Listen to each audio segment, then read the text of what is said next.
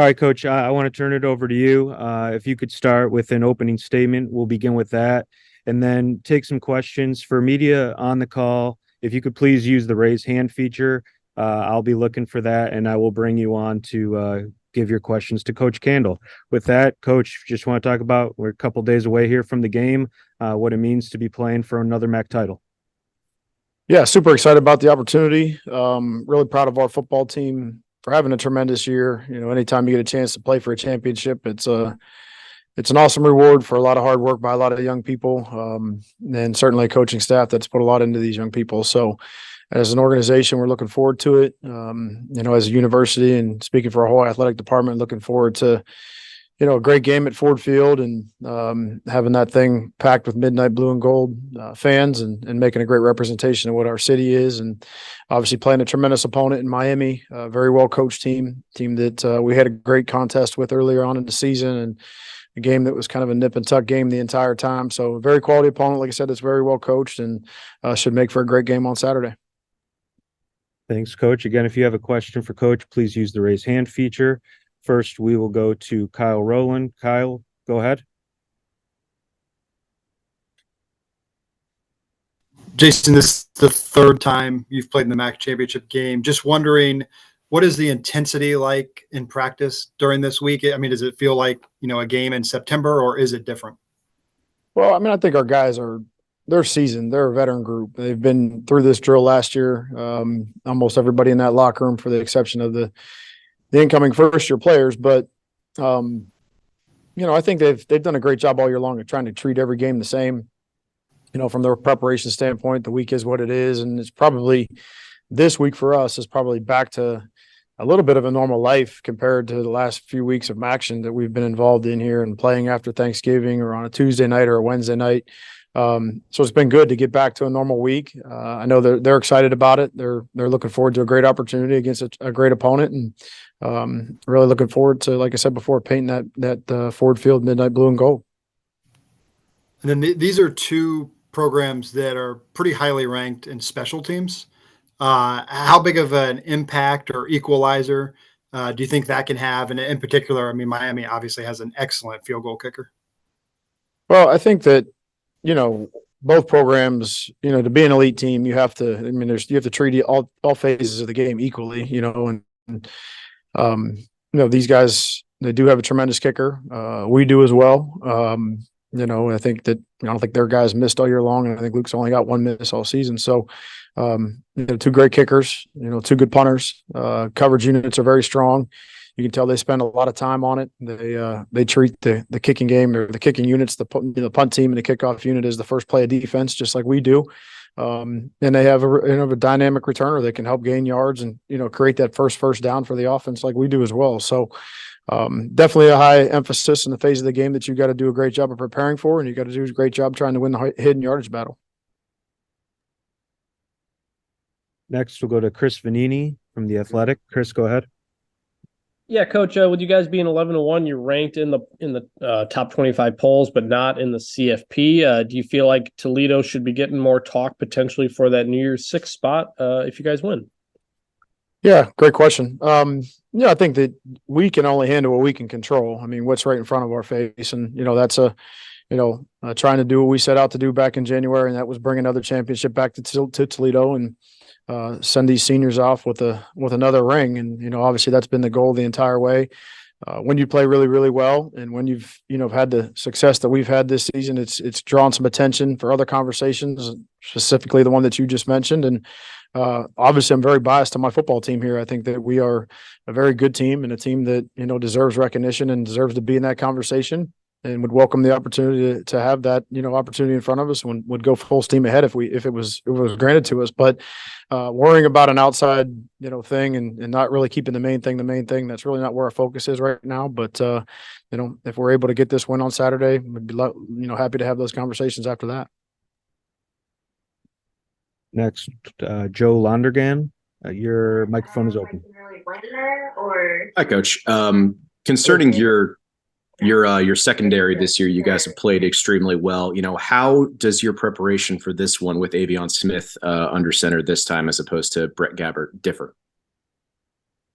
Well, I mean, our guys have been really sound in communication all year long. I think they've done a good job, in games where they've had to, play a split safety look, or, they've had to just, play cover one and cover guys the entire time. I think that they're a veteran group of guys. They do a great job communicating. They're it's always, you can cover better because the defensive line is so much better, and you can get to the quarterback and create pass rush and forces the ball out faster.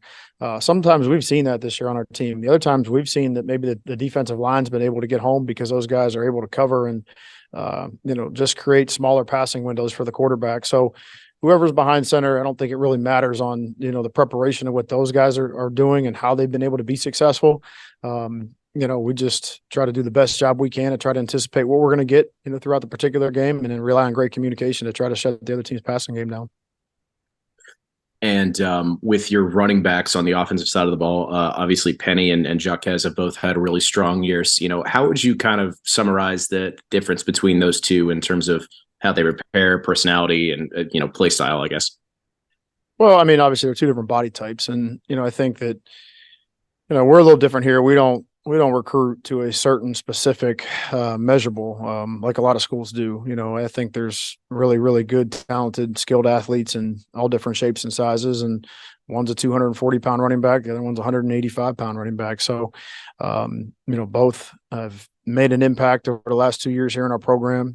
Both first-team all-league guys this year. And Jock had a tremendous game in this game last year. Penny's a kind of a bigger body back that's a kind of a bruiser, but I think he's just in the top 3 or 4 in the country in explosive runs this year, and done a really good job once he gets the second level of defense of making guys miss, and he's a hard guy to bring down. So we don't have two different offenses based on who the back is. I think those guys are really, really good running the football. They're very adequate in protecting the quarterback, and they're both a threat out of the backfield. So, we just go and when somebody needs a break, put the next guy in and try to keep him fresh. Next, we'll go to Tyler Segerman. Tyler, your microphone's open. All right, Coach, can you hear me? Gotcha, Tyler. Yeah, appreciate it, Jason. Yeah, a couple for you. You mentioned obviously the experience from last year. A lot of guys who played in this game last year. There are some guys on your team who have some prominent roles who are experiencing this for the first time. Just curious if those conversations this week have been different with those guys versus the veterans. Not from my perspective of things. I mean, I think that, that's probably locker room talk and what guys get excited about. And, playing in an NFL stadium is obviously a charge of emotion to anybody. So it'll be a great moment for those guys. And, it's good that the first year players get to experience success early on in their career. I'd rather have it that way than them consistently, experiencing failure. So, one of those times that you just rely on your good senior leadership, which we have to, relay the message in the locker room of how things go, what's the expectation, what that looks like, and trying to make sure that the peripheral things that go along with playing in a championship game, they remain on the outside. And, we do a good job keeping the main thing. Yeah. And secondly, you mentioned, obviously, there's been a lot of talk about getting a lot of fans there. I expected a large contingent from Toledo. Are you guys preparing for a home type atmosphere, specifically with communication on defense of those fans? Well, I hope so. I hope that, that's packed. And I really say this honestly. I hope that Miami has great representation too. I mean, I hope our league does a great job of promotion leading up to it. And we have a great following for our game. I mean, I think this is the showcase game in our league. Two great teams, two teams that double-digit wins at this point in time in the season, and that's not easy to accomplish in any league. So I think this is not only a great game for the Mid-American Conference, I think it's a great game for the city of Toledo and certainly for the whole college football landscape. Next, we'll go to Nicole Weaving. Nicole, your microphone's open. Hey, Coach. Obviously, individual Hi, accolades don't always mean a ton, but you guys picked up 10 first team all MAC honorees yesterday, the most since 1999 for a MAC team. Just how does that continue to add to the legacy that this team is building within the program? Well, I mean, those guys did a great job working really, really hard at the perfecting their craft at their individual position, and were rewarded for it. And it's great to see that. And it's also great to see that individual success comes with the success of the football team. And I think our guys would be the first to tell you that, they're a product of everybody else around them. They're a product of people in our building here that put a lot of time and energy into them.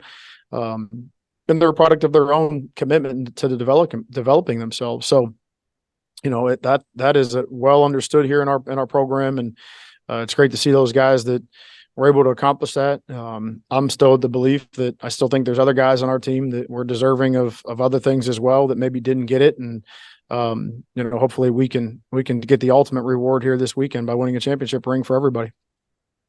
Second quick question. Recognizing that some of their personnel is different though from the first time you met, how do you reflect back on that first meeting with Miami, but also recognizing that the stakes are different in this one, as well as some of those personnel changes are different when you look to this matchup in from a preparation standpoint? Well, I don't think it's too terribly different. I mean, obviously, I think you're referring to their quarterback, and I don't think that they play two different offenses. I think that they're going to do a good job getting the ball to their skill players, and put the guys in position to be successful. They have a good coaching staff that's going to build a great plan around their best players, and regardless of who the quarterback is, they were doing that before before Gabbert got hurt. He was just a bigger part of that maybe than in the passing game than maybe this guy is, but they're not putting any championship type team that's playing in the conference championship games, putting a quarterback out there that can't adequately throw the ball and manage an offense and do things necessary to win the football game. So we're going to have to play our best defensive effort that we've played the entire season to get this win, and that's just how we view it. We have a couple more for Coach. Alex Shear, you can go ahead. Your microphone's open. Hey, Coach. First off, congrats on winning Coach of the Year for the Mid-American Conference. I wanted to talk to you about this team and recognizing the history that's kind of coming into this game. First potential team to win back-to-back titles since 2012. And then obviously the longest win streak since the 70s. Has that really hit the team yet, or are you guys just really dialing in, focusing on let's go 1-0 each week? I mean, I think that you're lying if you're not focused on what could be, but what could be is a product of what the daily routine is and what the daily work put in is. And those things were highlighted back in January. Those were continued to be highlighted through spring practice. Those were continued to be highlighted and pressed upon through some very good summer workouts, a very productive fall camp, a very tough loss at Illinois in week 1, and an 11 straight victory since then. So the message has not changed. Maybe what's in front of us and what's available to us. Chris asked a question about potentially a New Year's Six game. You're asking the questions regarding leaving a legacy here at Toledo and being the greatest team that ever come through here. Some of those things that are really high achievement things that are within our reach are I think our guys and our team and the people in this building fully understand and fully, know that it's a product of the work put in. It's a product of a daily routine that you perfect, and you have to go out and you have to produce in the present for anything in the future to happen. So we're going to continue to focus on and producing in the present and take that same approach into Saturday's game and see where it goes. Last question here from Steve Helwick. Steve, your microphone is open. Hi, Jason. It's been a long time since we've seen a team repeat in the MAC, but it's been 8 years since we've even seen a team make back-to-back runs to Detroit. What do you attribute this year's run to? And is there anything you learned from your 2017 title defense that you've applied to this year? Yeah. I think you got a lot. You touched on a lot there. I would say, that this is a very well connected football team. This is a group of guys that, has authentic relationships with one another. They have authentic relationships with the coaching staff. They tell each other the truth. They're not afraid to hold each other accountable. You can see that back in February when, guys don't touch the line in winter workouts, and there's not a lot of coaches that have to raise their voice or, get all upset about the little detail things that are required to win. Many of our young players had opportunities to move on and go to different places and declare for the draft or, go in this mythical transfer portal and find some greener pasture. And they didn't. They stayed. They stayed true to their commitment to one another. They stayed true to their commitment to Toledo. They stayed true to their commitment to themselves of being who they said they were going to be. And not only did they stay true to the commitment, they decided that they were going to really, really work to have the opportunity to repeat. And that's right in front of our face right now. And as I mentioned in a couple questions earlier, like that to me that's the coolest thing. And that's the reward that you get as a coach, watching young people, reach their full potential and get to this point in time and being who they said they wanted to be. And that's been a fun experience to go through as a coach. And this is a lot different than 2017. And this is really a lot different than last year's team because, the leadership has been so good and so consistent from start to finish that, you as a coach, you sit back and sometimes you're just a fan. You watch these guys play and you root for them, you cheer for them, and your emotions are tied to every mistake. Your emotions are tied to every success, but you just kind of sit back and you look at it and you're proud that you're able to be a part and being around these guys because they're just such a special group to be around. Coach Candle, want to thank you for your time. Best of luck this weekend, and we'll see you here in Detroit. Thanks, Jeremy. Appreciate it. Next, we'll be hearing